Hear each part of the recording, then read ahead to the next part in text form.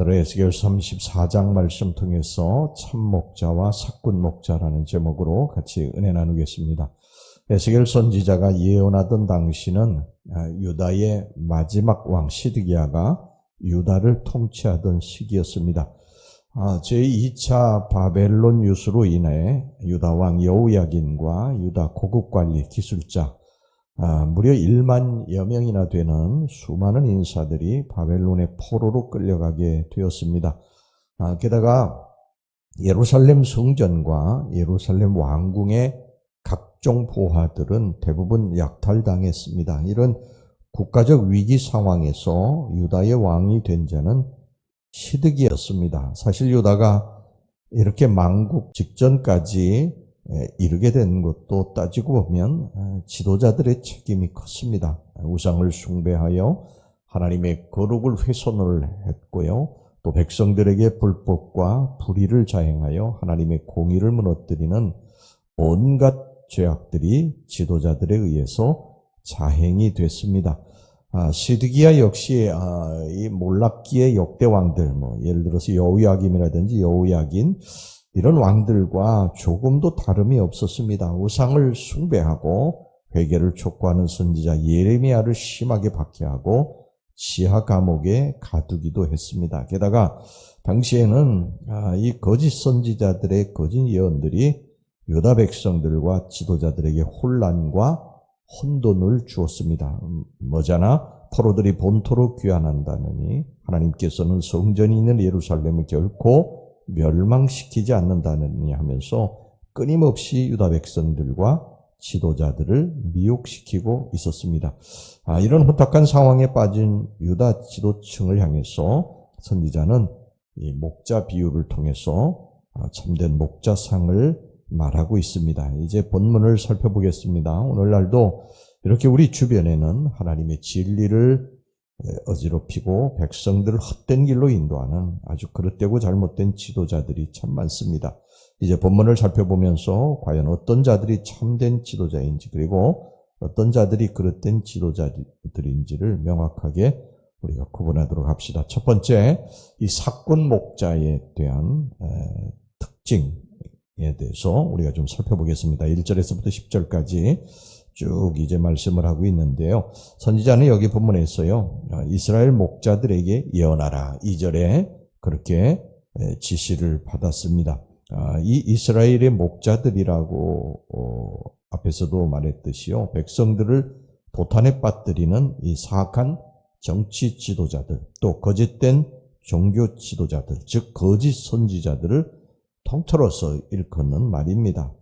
곧 이들은 양떼, 즉 백성들을 아주 잘못된 길로 인도해서 헤어나올 수 없는 구덩이나 아니면 절벽에 떨어뜨리게 할 나쁜 목자, 이 삭군 목자들입니다. 그렇다면 이들은 어떤 특징을 가지고 있느냐? 첫째, 살찐 양을 잡아가지고 그 털로서 자기들의 옷을 해입고 또 양의 기름진 부위와 고기를 자신들의 음식으로 삼았습니다. 3절 보겠습니다. 너희가 살찐 양을 잡아 그 기름을 먹으며 그 털을 입되 양떼는 먹이지 아니하는도다. 이는 곧 당시 유다 지도자들이 백성을 보살피기는커녕 오히려 백성들의 고열을 짜고 수탈해서 그 대가로 치부하였음이 분명합니다. 사실 당시 유다는요, 두 차례에 걸친 이 바벨론 침공으로 인해서 백성들은 도탄에 빠졌고 스스로의 힘으로 생계를 꾸려가기가 쉽지 않았습니다. 이런 백성들을 수탈했다고 했으니까 참으로 당시 지도자들은요, 너무나 악한 자들이었습니다. 둘째, 병들고 다치고 길 잃은 양들을 찾거나 돌보지 않고 그대로 방치했습니다. 4절 말씀을 보겠습니다. 너희가 그 연약한 자를 강하게 아니하며 병든 자를 고치지 아니하며 상한 자를 싸매주지 아니하며 쫓기는 자를 돌아오게 하지 아니하며 잃어버린 자를 찾지 아니하고 다만 포악으로 그것들을 다스렸도다. 유다 지도자들은 아무것도 가진 것이 없어서 수탈 대상이 되지 못하는 자들은 그대로 내팽개쳐 버렸습니다.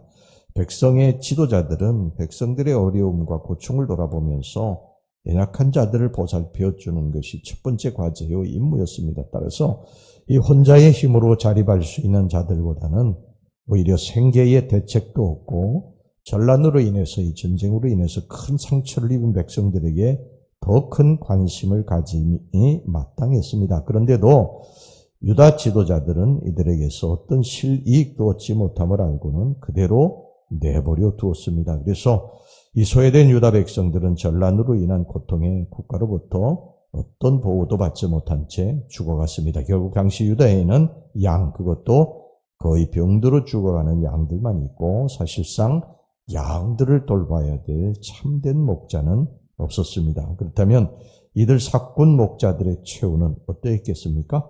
하나님께서 친히 목자들을 대적하셔서 다시는 이들이 양떼를 보살피지 못하게 하겠다고 말씀하셨습니다. 10절 보겠습니다. 주 여호와께서 이같이 말씀하시되 내가 목자들을 대적하여 내 양떼를 그들의 손에서 찾으리니 목자들이 양을 먹이지 못할 뿐 아니라 그들이 다시는 자기도 먹이지 못할지라. 내가 내 양을 그들의 입에서 건져내어서 다시는 그 먹이가 되지 아니하게 하리라. 하나님 모든 목자들의 최고 책임자시오 목자장이십니다. 그런데 하나님으로부터 양떼를 위임받은 목자들이 하나님의 뜻을 거스르고 양떼를 수탈하는데 어떻게 하나님께서 이들을 가만히 보고만 계시겠습니까? 실제로 하나님께서는요, 당신의 백성들을 돌보지 않고 수탈만 일삼던 당시 유다의 임금과 여러 방백들을 바벨론 소나기에 맡겨서 큰 형벌로 다스리셨습니다. 그리고 말로 다 할 수 없는 처참한 지경에 이르게 하셨습니다. 우리는 시드기야가 이 바벨론 왕에게 당한 고초와 유다 방백들이 당한 고초들을 유다 역사를 통해 생생하게 알고 있습니다. 참으로 지도자된 자는 하나님의 축복도 크지만 반드시 그에 상응하는 책임과 의무가 있다는 사실을 잊지 말고 명심해야 될 것입니다. 그 다음에 이제 두 번째, 그럼 참목자의 특징이 어떠냐는 것에 대해서 좀 살펴보겠습니다. 오늘 여기 본문의 24절에서 31절까지 쭉 그것을 기록하고 있습니다. 하나님께서는 유다 지도자들의 타락하고 이 부패한 실상을 보시고는요, 이들 모두 패하시고 새 목자를 세우시겠다고 그러셨습니다. 즉 그는 바로 다윗이었습니다. 23절에서 24절까지 거기에 말씀이 나오죠. 이 다윗은 여기에 이 통일왕국 시대의 다윗왕, 우리가 보통 아는 그 다윗왕을 말하는 것이 아니고요. 이 다윗이라고 하는 왕으로 대표되는 메시아, 다윗의 후손으로 오실 메시아 예수 그리스도를 가리키는 말입니다. 하나님께서는 결국 이 메시아를 참 목자로 세우시고 그분을 통해서 당신의 양떼들을 다스릴 것이라고 말씀하셨던 것입니다. 그렇다면 이 참목자 되신 그리스도가 다스리는 나라의 모습은 어떠하냐? 첫째, 악한 짐승이 그치고 빈들이나 수풀에서 잠을 자도 해를 입지 않는다고 말씀하고 있어요. 25절 말씀 보겠습니다. 내가 또 그들과 화평의 언약을 맺고 악한 짐승을 그 땅에서 그치게 하리니 그들이 빈들에 평안히 거하며 수풀 가운데에서 잘지라. 양떼가 빈들이나 수풀에 있는데도 맹수로부터 해를 입지 않으니 양들에게 있어서 이보다 평안한 일은 없죠. 이는 곧 메시아 예수 그리스도가 다스리는 나라의 평안함을 보여줍니다. 이 나라에서는 더 이상 대적자도 원수도 없습니다. 사꾼 목자들로부터 또 위험이나 약탈을 당할 염려도 없습니다. 어디를 가든지 평안과 화평만이 있을 뿐입니다. 그래서 우리 주님께서는 공생의 기간 중에 당신에게 오는 무리들을 향해서 수고하고 무거운 짐진 자들아 다 내게로 오라 내가 너희를 쉬게 하리라고 말씀하셨습니다. 여러분, 세상에서 우리가 평안을 얻기는 쉽지 않죠. 살면서 힘들고 어려운 일들이 산 넘어 산 계속해서 있기 때문에 우리들이 정말 진정한 평안과 안식을 얻기 어려운데 예수 그리스도 그분이 우리를 품에 안으시고 우리에게 이러한 안식을 누릴 수 있게 해주심을 잊지 마시기를 바랍니다. 그 다음에 여기 둘째, 적절한 비를 내리며 시절을 쫓아 풍성한 과실을 맺게 된다. 이렇게 말씀하고 있습니다. 26절 보겠습니다. 내가 그들에게 복을 내리고 내 산 사방에 복을 내리며 때를 따라 소낙비를 내리되 복된 소낙비를 내리리라.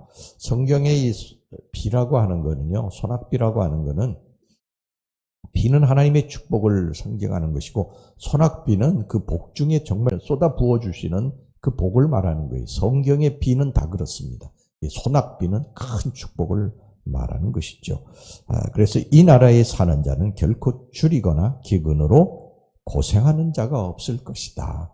즉 다윗의 후손 예수 그리스도 메시아 그분이 다스리는 나라는 결코 줄이거나 기근으로 고생하는 일이 없이 하나님의 놀라운 그러한 축복을 받고 살게 될 것이라고 말씀을 하고 있습니다.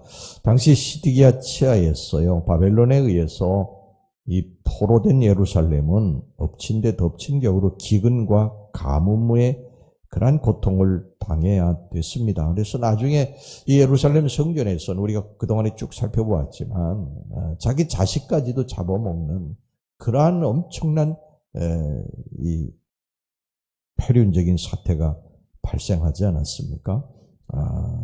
그렇게 사꾼 목자가 다스리는 나라는 자연조차도 혜택 베풀기를 싫어합니다. 그런데 이 참목자이신 예수 그리스도 그분이 다스리는 나라에서는 결코 부족함이 없을 것이다. 그리고 그 풍요로움과 넘치는 기쁨으로 인해서 모든 이방 나라들이 크게 부러워하게 될 것이라는 것입니다. 이런 목자 되신 예수 그리스도를 우리들이 모신 사람이기 때문에 하나님께서 우리를 그렇게 축복하실 것이라는 것을 오늘 말씀을 하고 있습니다.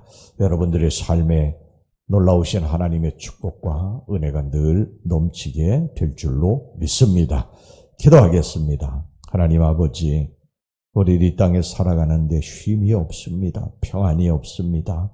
축복도 없습니다. 그러나 예수 그리스도가 우리와 함께 하시면 우리의 삶에 놀라우신 하나님의 축복과 은혜가 넘치게 될 줄로 믿습니다. 그 예수 그리스도 항상 모시고 승리하며 살아가는 주의 백성들이 되게 하여 주시옵소서. 예수님의 이름으로 기도하옵나이다. 아멘.